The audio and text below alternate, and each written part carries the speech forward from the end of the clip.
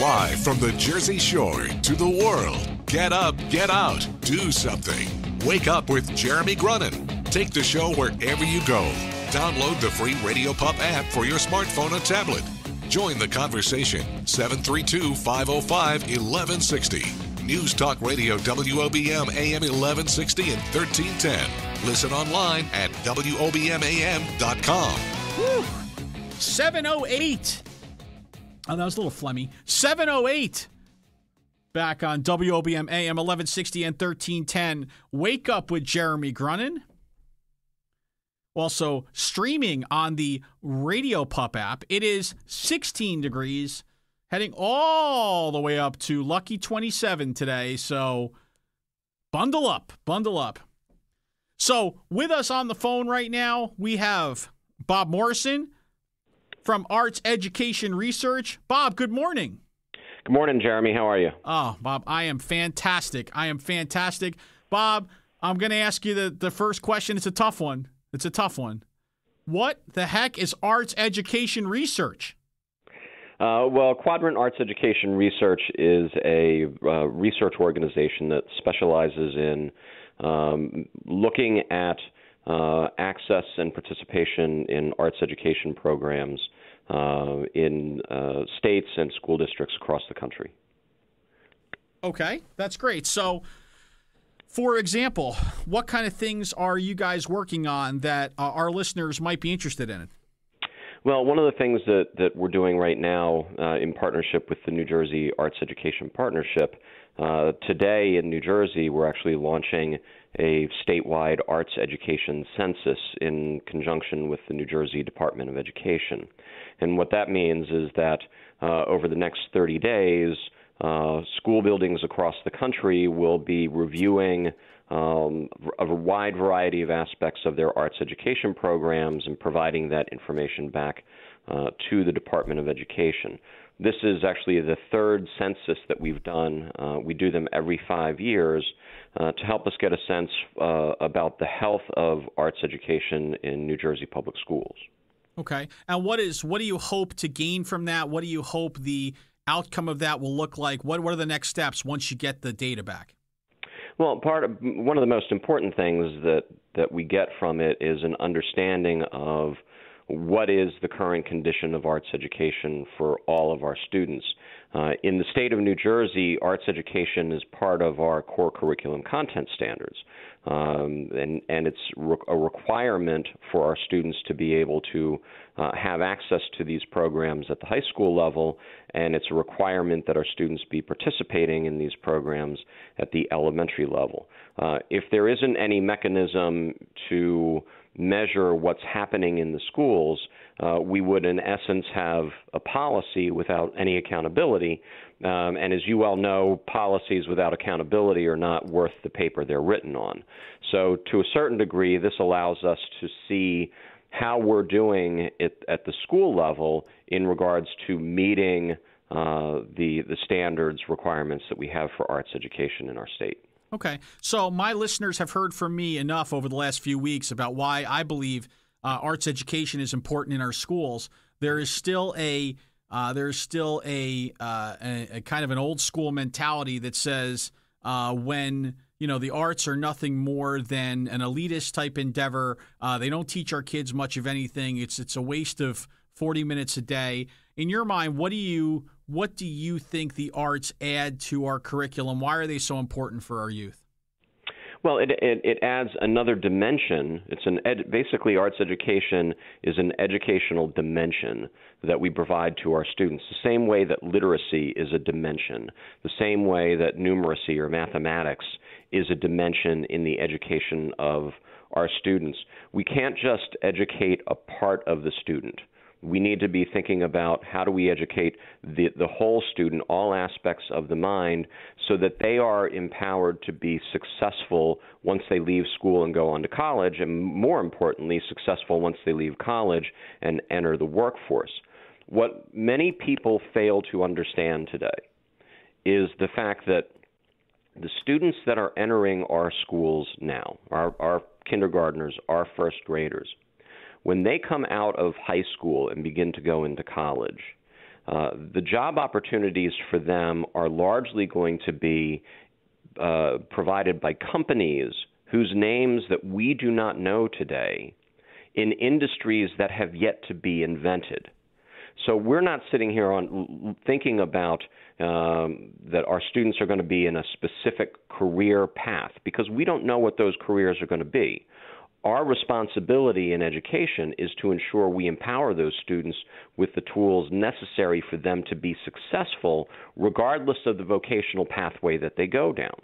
And that includes helping them understand and develop their skills involving creativity, their skills involving imagination and creative thinking, because these are the skills that transfer across a wide variety of economic jobs. And ultimately, that's what we need to be thinking of. So it's not just a matter of we're doing the arts because it's, you know, something that's elitist, or that we're teaching the arts to create the next generation of artists. We don't teach mathematics to create the next generation of mathematicians, and we don't teach reading and writing to create the next generation of novelists. We teach those things to create great students so that they can be successful in life, and it's the same reason we teach the arts, so that students can apply the skills and knowledge they gain from being involved with the arts into all aspects of their lives. Wow, it's fantastic. And I think, you know, it's a very powerful thing when you say to someone, I don't think most folks realize that when you make the statement and say 70% or so of jobs that will be available 10 years from now are in industries that have not yet been created. Exactly. You know, that's an unbelievable statistic.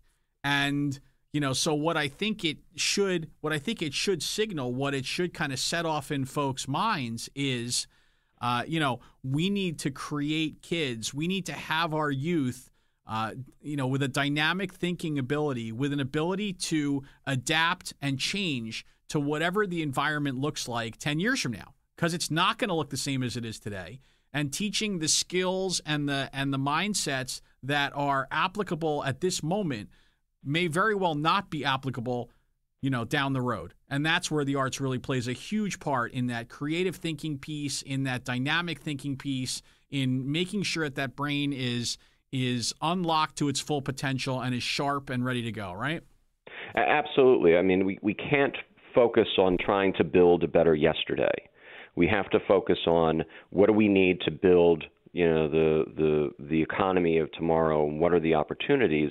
And certainly when you look back to an article that was published back in 2010, the cover of Newsweek, talked about the creativity crisis in America, where they surveyed 1,000 CEOs in the country, and they asked them what's the number one concern and what's the number one skill that they're looking for in their upcoming workforce.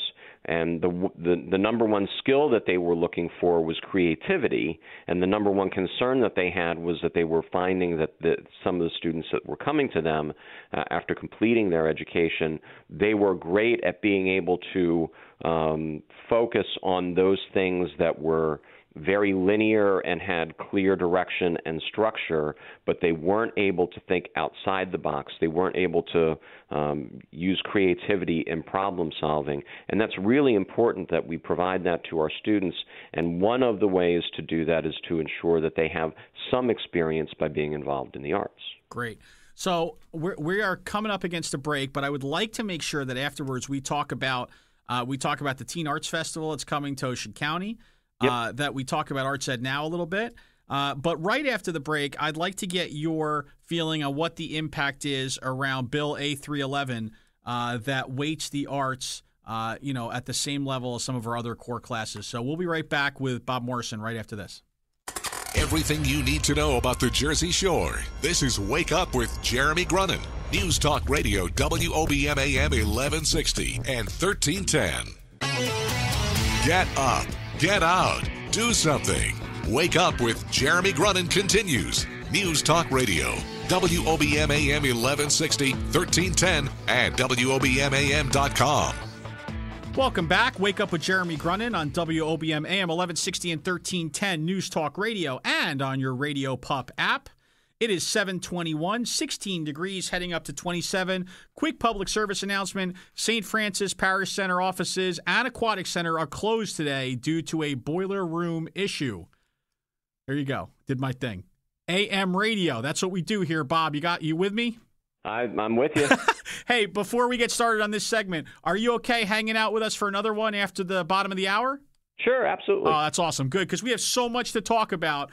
And I know that you want to get out right now and grab those garlic crab claws from Bum Rogers. I was just, it's funny you said that. I was actually thinking about that. It's just like, garlic crab claws, that actually sounds pretty good right now. It does. And you can build the rest of your day around that because you need to get to Bum Rogers. So, absolutely. And they were worried I couldn't do like live reads because I wouldn't be able to juggle it all. But look what I'm doing here. I'm like improvising, helping out a sponsor, engaging our guest in that discussion. This is like Jedi level, Bob. All right. And you're improvising on the radio, and that's a skill that you gained from being involved in the arts because we improvise in the arts. Oh, look, very nice segue back into the conversation. So, there you go, Jeremy. Bill A311. Talk to Yes. me. What does that mean for our schools? What does that mean for the arts? Well, right now it's a promise. Bill 311 was passed out of both the Assembly and the State Senate and is actually sitting on the governor's desk right now awaiting signature. Today is the last day for bills from the last legislative session to be signed, or else we end up going back to the drawing board. So fingers crossed, and we're cautiously optimistic that the bill will be signed today, and that we'll then have something to celebrate. But the nuts and bolts of the bill are fairly simple. In New Jersey, courses that are taken at the high school level are weighted based on the level of the course and the rigor in the course. So whether it's an advanced course or an honors course or an AP course at the high school level, those courses are weighted differently. But usually a course, an AP mathematics or statistics course or an AP world languages course would be weighted the same. In some districts, you have some guidance administrators who have decided that they don't believe that the arts are of equal weight with other core subjects, even though the arts are a core subject as defined by state law, should have equal treatment with all the other courses. You have some places where the arts are not treated with the same grade weighting for the same type of rigor in the course. And what this bill does, it basically says that any arts course should be weighted with the same level of weighting with courses of equal rigor. That means that a course that is equal in its placement in the school, equal in its level of intensity.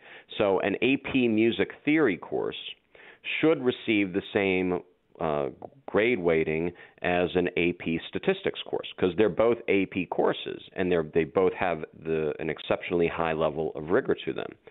Same thing with a regular arts course. If a student is taking band, they shouldn't be penalized by getting a lower weight on their grade as opposed to when it's compared with, say, taking social studies.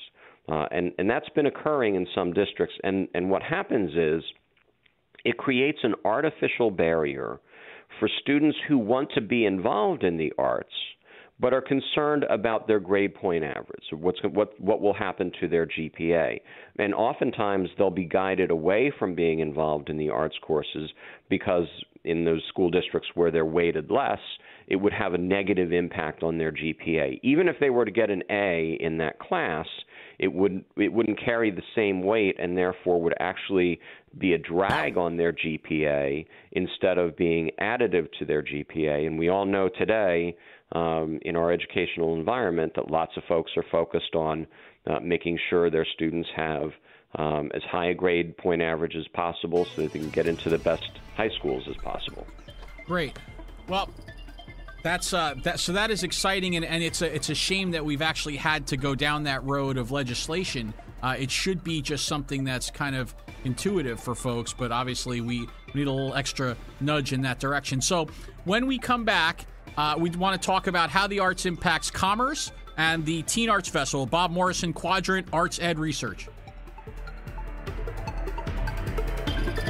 News Talk Radio WOBM AM 1160 and 1310. Listen online at WOBMAM.com.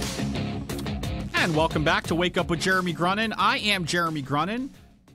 It is 7:35. It is 16 degrees, heading all the way to 27 today on WOBM AM 1160 and 1310 News Talk Radio and on your Radio Pup app. I am joined on the phone by Bob Morrison. He is Quadrant Arts and Education Research, and we are talking the arts and education, and going to move over a little bit to the arts and commerce, if you don't mind, Bob. Sure. So, as you're well aware, we are about to bring the New Jersey State Teen Arts Festival to Ocean County College the first 3 days of June this year. Part of an overall movement to improve the arts offerings, the arts and cultures offerings in Ocean County and at the Jersey Shore. What is your feeling on kind of leveraging the arts and culture in a revitalization of commerce in a community?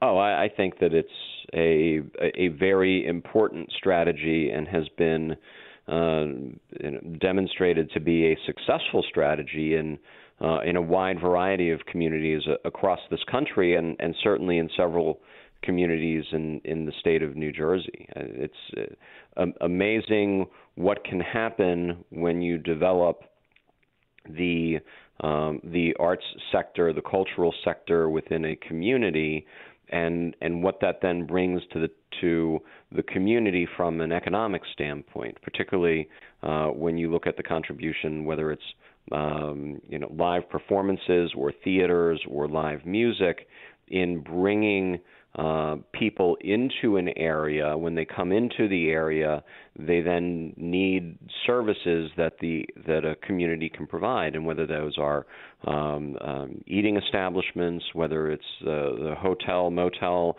access. Once they're in the area, then they want to maybe peruse other shops. So all of a sudden, you have this ripple effect of how arts and culture being a magnet will then bring the people in, and then once you have the people, the visitors and the tourists that come into the town, they can then sample other businesses, other shops, and contribute by using their purchasing power right there in the local community. Right. That's fantastic. That's kind of where we were as a foundation in what we are trying to drive from an economic development standpoint. Mm-hmm. And so I think that's spot on, and I'm glad that we're on the same page, because I was going to be a little scared if you went a different route. I'm like, maybe we were doing the wrong thing here, but now I feel better. So, well, just look at the success that cultural redevelopment has had in places like Millville or Rahway. I mean, people always talk about New Brunswick, but there's also been very important successes in some of those other smaller communities as well, and there's no reason why that same strategy can't be successful in the Toms River region. Fantastic. So talk to us about Arts Ed Now. What is that movement about? What are you working on? How are we going to be impacted? Well, Arts Ed Now is really an awareness campaign that's being developed by the New Jersey Arts Education Partnership, which is the statewide organization that oversees arts education policy for New Jersey. And the big key here is that for the past 5 years, in particular, the storyline in education has been dominated by Common Core, language arts literacy, math, park assessments, teacher evaluations. These have been the headlines that have been coming out and the focal point of coverage around what's happening in education. Arts Ed Now is really a campaign that's basically saying, hey, enough. It's time to really talk about the well-rounded education for our students. So the Arts Ed Now campaign is being built out now and will be a communication campaign across the state involving lots of different arts organizations, lots of different businesses, and engaging in local communities to help them ensure that they have great arts programs for their students so that these students have those access to those programs that will help them be successful later in life, as we talked about earlier. So that's the thrust of the campaign. It's really about the fact that arts education time is here, it's now, and it's important that we bring the benefits of these programs to all of our students. Great. Well, Bob, so we've touched on a number of different topics here this morning. But I know there's so much more that that Quadrant is working on, that you guys are all over. Where can folks go if they want to learn more? Where can they go if they want to participate? If they want to, get up, get out, and do something, which is what our show is all about. I would suggest your viewers go to artsednj.org. That is the New Jersey Arts Education Partnership website. It has lots of information regarding what's happening with arts education going on around the country. They can also go to artsednow.org just to register to get updates as the Arts Ed Now campaign is developing over the next several months. And then the last thing that I would tell them, in their local communities, be sure to pay attention and get your students involved in the county teen arts festivals that will be feeding into the state teen arts festival down there in Ocean County. The local county teen arts festivals will begin starting in March across the state, and I would encourage everyone who's got a student that's involved in the arts in some way, shape, or form to participate in the Teen Arts Festival, and not only participate, but to go see the tremendous artistic talents that our students across this state have that will ultimately be showcased then at the State Teen Arts Festival in June right there in Ocean County. Fantastic. Bob Morrison, Quadrant Arts Ed Research. Bob, thank you so much for your time this morning. I learned a lot. I know that our listeners had to learn a lot, and we need to talk again real soon, okay? Be happy to, and you have a great day. And the next time I'm going to come down and go into studio so that we can then go out and get those garlic crab claws. Yes, fantastic. Bum Rogers. Thank you so much, Bob Morrison. We'll be right back after this.